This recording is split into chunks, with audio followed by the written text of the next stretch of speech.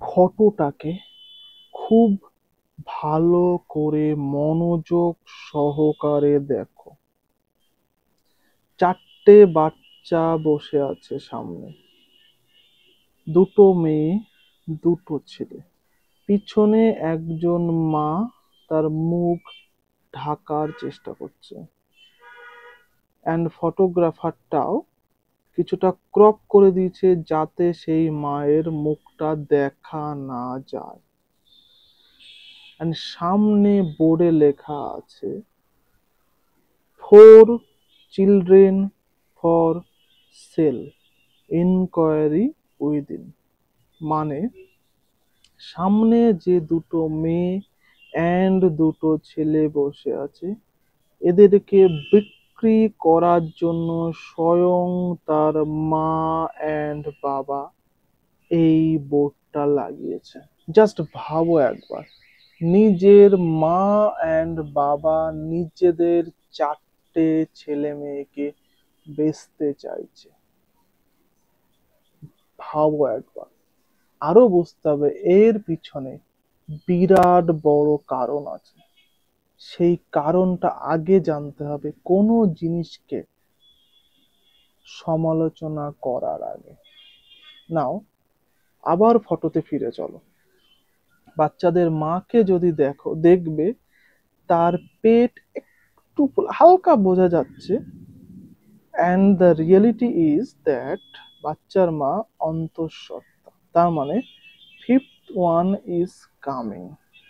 তাহলে টোটাল পাঁচটা বাচ্চা হলো, তার বাবা তার মা আছে, তার মানে সাতজন।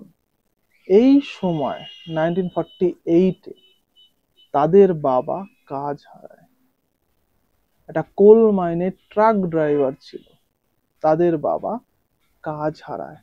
অ্যান্ড যে সময় তারা এই অ্যাডটা দিচ্ছে সেই সময় তাদের বাড়ির মালিক অলরেডি তাদের নোটিশ দিয়ে দিয়েছে যে এই বাড়ি খালি করতে হবে যতক্ষণ না তোমরা তোমাদের বকেয়া ভাড়া দিচ্ছ। অলরেডি 3 মান্থ ভাড়া বাকি। সেই সময় বাবা মাটা কি করবে?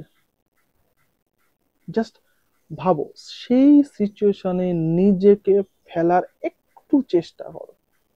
সেই সিচুয়েশনে দাঁড়ালে তুমি কি করবে?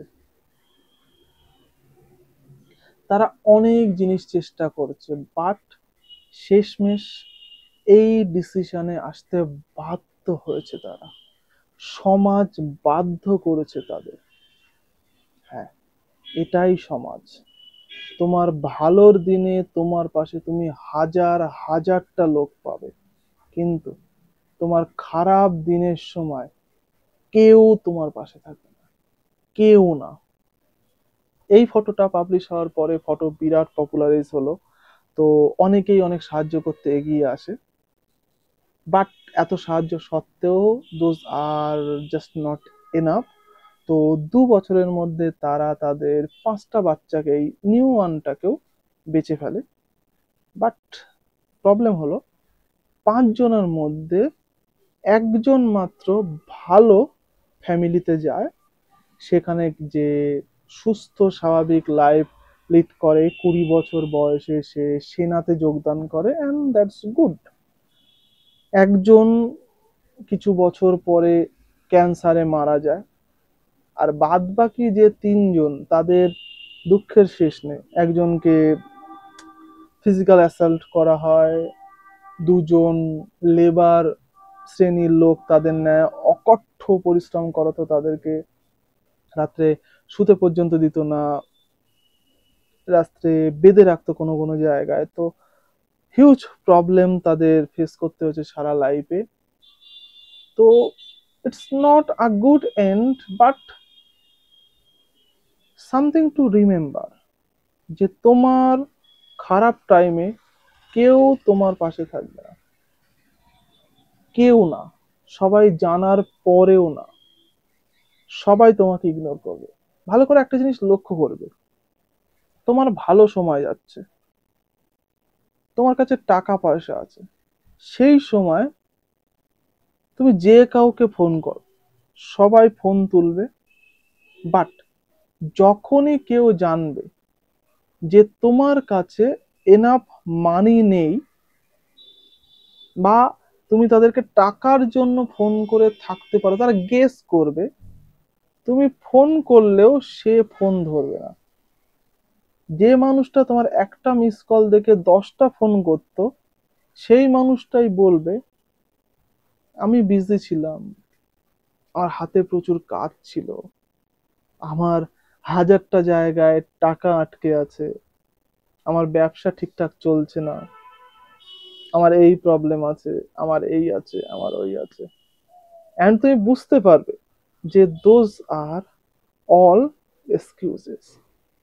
বাট তোমাকে বুঝতে হবে, তোমাকে শুনতেও হবে। তো রিয়েলিটি বোঝো, অ্যান্ড চেষ্টা করো কিছুটা সাহায্য করার জন্য যারা real real need. Good bye, ভালো থেকো।